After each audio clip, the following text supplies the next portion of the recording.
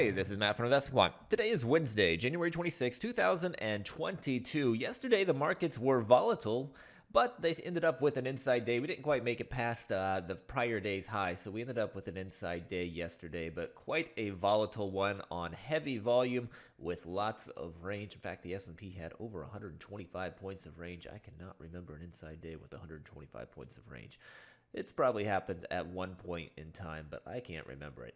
But today is the FOMC announcement, and we are still seeing weakness in the market, and we will take a look at what has happened historically on the FOMC announcement day when we are in a weak market. So let me go ahead and set this up.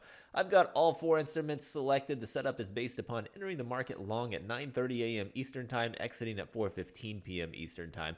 Now, for this one, we're going to be using two different pieces of information.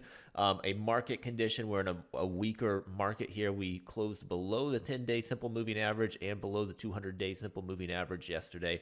And then I'm going to go to the market events library, and I'm going to say that today is the day of the FOMC announcement. So that comes from our market events library. It's right there in the middle. You can probably see it, but I'm going to grab it from active today because that is the easiest way to do it. Just click their FOMC announcement.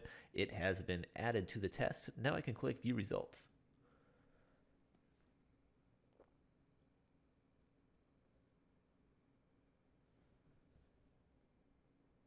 All right, here we go. These are the results based upon entering the market long at 9:30 a.m. Eastern Time, exiting at 4:15 p.m. Eastern Time, when it is the day of the FOMC announcement and you are in a weak market environment, which I've defined as below a 10 and below a 200-day simple moving average.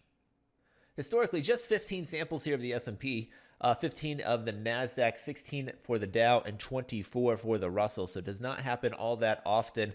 When it does, they have typically been more bullish scenarios. You can see we had quite a few samples there around that 200 or 2008 period. You can see all the equity curves seeing a lot of activity right around that area. And since then, we've only had a handful of samples.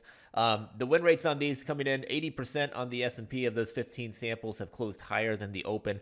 For the NASDAQ, 73% for the Dow, 69% for the Russell, 83%. So all of those pretty much in agreement there. If we look at the average moves, for the S&P, they're fairly similar in size. Average loss a little bit larger. For NASDAQ, the average loss is larger than the average win. For the Dow, average win a little bit larger than average loss. And for the Dow, average loss larger than the average win. So 3 of the 4 have larger average losses. But all 4 of them have closed above the open much more often than not on this day when the FOMC announcement is in a weak market environment. So that FOMC announcement will be out at 2 o'clock Eastern Time this afternoon, and likely to see quite a bit of volatility following that. So be prepared for that. Hopefully you found that helpful. Good luck today. We'll see you next time.